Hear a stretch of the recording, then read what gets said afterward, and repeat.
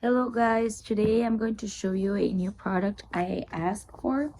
It's this big product and it says that it's a multi-use retractable gate. Okay, I'm going to show you like the images. It's like this the product.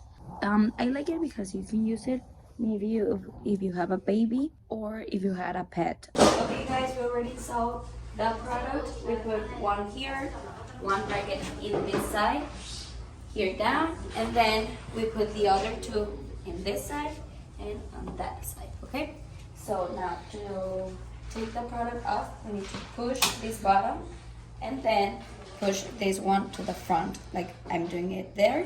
Like you can see here, it's that red bottom that it's turned it off, and then we take this and we just need to click it on the first one and then on the second one here down, and that's it.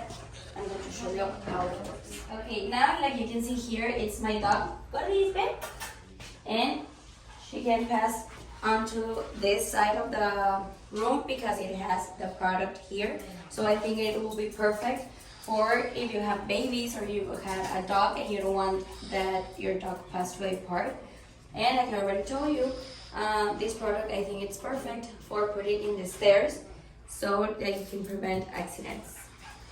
Thank you.